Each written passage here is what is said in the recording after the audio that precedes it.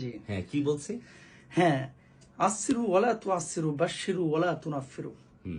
সহজ করে ইসলামকে প্রচার করো, সহজ সহজ করে আচ্ছা আচ্ছা। সুসংবাদ দাও, বাশশিরু ওয়ালা তুনাফিরু, মানুষকে ভয় দেখাও না, ইসলামকে কঠিন করো না, ইসলাম সহজ। হাসি মুখে সুন্দর করে মানুষকে দাওয়াত দিতে হবে।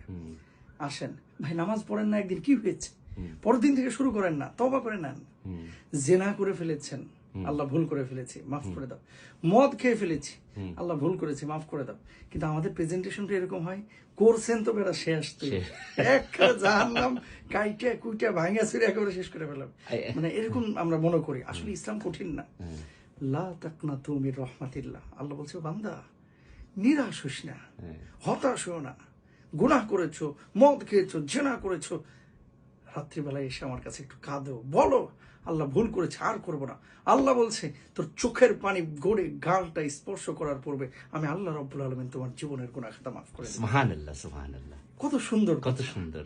তা আল্লাহ যেখানে বললো যে নিরাশ হয় না, হতাশ হয় না। আমরা অনেকে দু চারটা পাপ করেছি, অনেকে মনে করি যে শেষ। ওই যে বাংলাদেশে কিছু স্কলার বলে যে মদ খেলে 40 দিন নামাজ কবুল হবে না, তো এই জন্য বলে যে 40 দিন তো নামাজ কবুলই হবে না, মসজিদই যেমন আর 40 দিন নামাজই পড়তেছে না। না, পাপ হবে। মনে রাখবেন, পৃথিবীর বুকে মানুষের কাছে কোনো জিনিস যদি চাওয়া হয়, মানুষ অখুশি হয়, বারবার চাইলে বিরক্ত হয়। আর আল্লাহর কাছে যত বেশি চাওয়া হবে, আল্লাহ তত বেশি খুশি হয়। সুবহানাল্লাহ। মানুষ গুনাহ করতে ভালোবাসে, আমার আল্লাহ গাফফার, তিনি ক্ষমা করতে ভালোবাসেন। আমরা আল্লাহর কাছে বেশি ক্ষমা চাই, বেশি ক্ষমা চাইব। আর মাখলুকের খেদমত আমরা করব। মানুষের উপকার যে করে, সূরা বাকারা 245 নম্বর আয়াত অনুযায়ী আল্লাহ বলতেছে সে মানুষের উপকারে কাজ করলো না। আপনার কাছে অনেকে যে ফর্ম ফিল আপ করে, অনেকে এসে বলে একটা চিঠি লিখে দেন, আমি পারি না।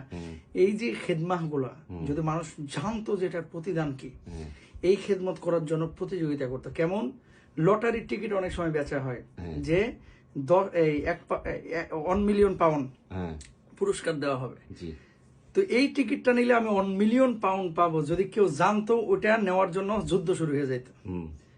তদ্রুপ ভাবে এটার ফজিলত যদি মানুষ বুঝতো যে মানুষের উপকার করা, এটা কত উপকার, তাহলে এই মিলিয়ন পাউন্ডের টিকিটটা নেওয়ার জন্য যেরকম যুদ্ধ করতো, এরকম উপকার করার জন্য যুদ্ধ ঘোষণা করতো।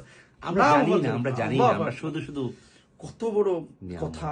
সুবহানাল্লাহ। আল্লাহ বলতেছে কেউ যদি আমার বান্দার জন্য একটা হাঁটার রাস্তা নির্মাণ করে দেয়, ও যেন বান্দার হাঁটার রাস্তা বানাইলো না, আমি আল্লাহ, আমি খালেক, আমার হাঁটার রাস্তা বানাইলো। সুবহানাল্লাহ, সুবহানাল্লাহ। আমরা চেষ্টা করবো ইনশাআল্লাহ। ইনশাআল্লাহ। Thank you. জাযাকাল্লাহ, বারাকাল্লাহু ফিক।